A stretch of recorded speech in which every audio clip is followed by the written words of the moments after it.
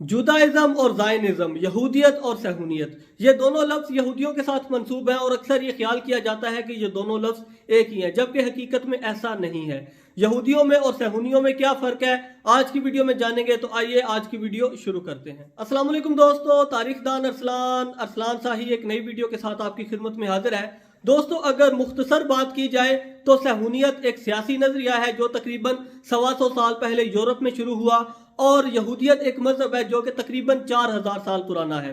सबसे पहले जुदाइज्म यानी कि यहूदियत पर बात कर लेते हैं। हजरत इब्राहीम अलैहिस्सलाम को हुक्म खुदाबंदी हुआ और वो मेसोपोटामिया जो कि आज इराक में है वहां से चले और कनान में जाकर आबाद हो गए।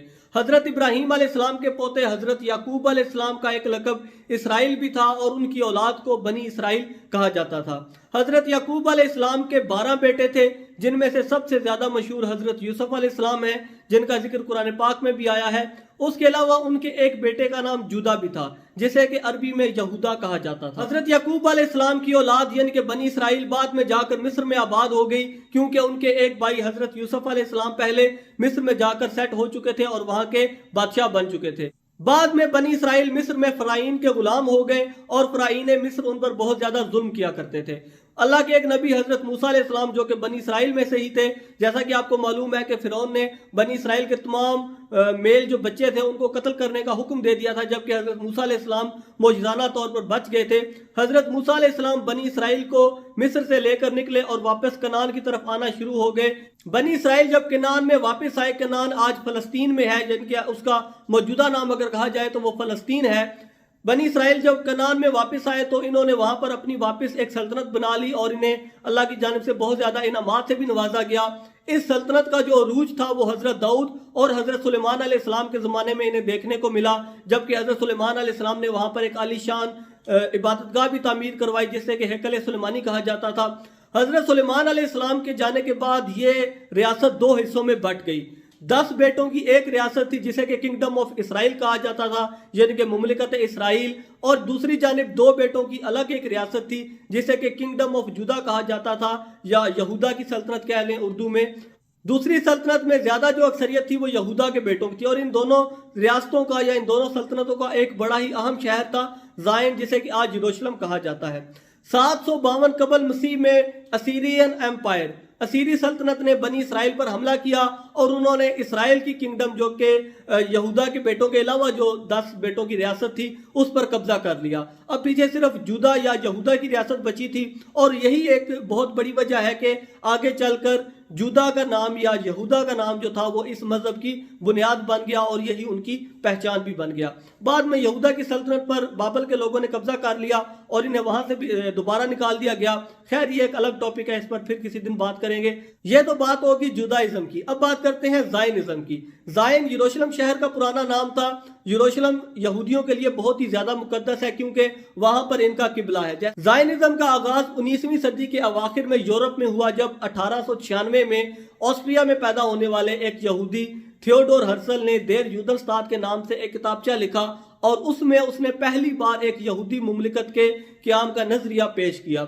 उसने 2 मुल्कों का इंतखाब किया था, या 2 रियासतों का कह लें कि इंतखाब किया था, एक अर्जेंटीना और दूसरी फलस्तीन। इन दोनों रियासतों में से उसका नजरिया था कि किसी भी एक मुल्क में अगर यहूदी अपनी सल्तनत बना लेते हैं तो वो महफूज रह सकेंगे, क्योंकि उस जमाने में यहूदियों पर यूरोप में बहुत ज्यादा जुल्म होता था, उन्हें बहुत ज्यादा तहकीर से देखा जाता था, बहुत ज्यादा उनसे नफरत की जाती थी। और यूरोप के जो ईसाई थे वो यहूदियों को यूरोप की एक बहुत बड़ी प्रॉब्लम समझते थे, या द ज्यूविश प्रॉब्लम के नाम से भी उन्हें जाना जाता था। और बाद में दूसरी जंग अजीम के दौरान हिटलर ने यहूदियों के साथ जो कुछ किया वो भी कोई ढका छुपा नहीं है।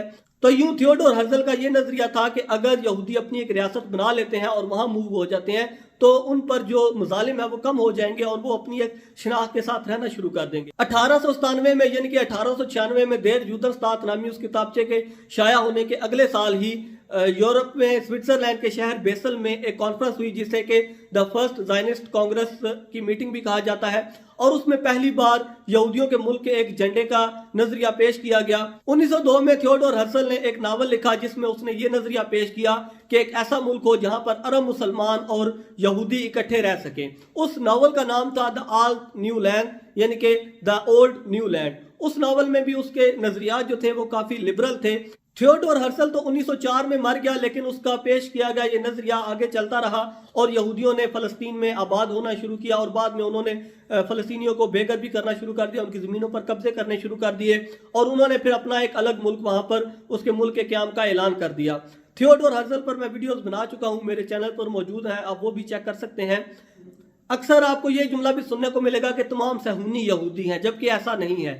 कुछ बहुत से क्रिश्चियन ज़ायनिस्ट यानी कि बहुत से ऐसे ईसाई सहूनी भी दुनिया में मौजूद हैं जिनका ये ख्याल है कि यहूदियों के लिए एक अलग मुल्क होना चाहिए, और तमाम यहूदी सहूनी नहीं है, क्योंकि दुनिया में ऐसे यहूदी भी मौजूद है, ऑर्थोडॉक्स यहूदी या कट्टर यहूदी जिन्हें कह लें, जो कि ये मानते हैं कि अगर मसीहा की आमद से पहले हम अपना मुल्क बनाते हैं तो हम अपने मजहब के साथ एक ज्यादती कर रहे हैं, मजहब से इनहराफ कर रहे हैं, क्योंकि 2 बार यहूदियों को फ़लस्तीन से निकाला जा चुका है, 2 बार इनकी इबादतगाह तबाह हो चुकी है और इनका ये मानना है कि एक मसीहा आएगा और वो तीसरी इबादतगाह तामीर करेगा और उसके बाद ये अपने मुल्क में जाने के काबिल होंगे। और कट्टर यहूदियों का ये मानना है कि अगर मसीहा की आमद से पहले हम अपना मुल्क बना रहे हैं तो हम बहुत बड़ा गुनाह कर रहे हैं। तो दोस्तों, ये था फर्क ज़ायनिज़्म और जुदाइज़्म में, सहूनियत और यहूदियत में। अगर तो वीडियो पसंद आई हो तो मेरे चैनल तारीख दान अरसलान को सब्सक्राइब कर लीजिए। इंशाल्लाह आपके साथ दोबारा मुलाकात होगी। अल्लाह हाफिज़, फ़ी अमानिल्लाह। दुआओं में याद रखिएगा। शुक्रिया।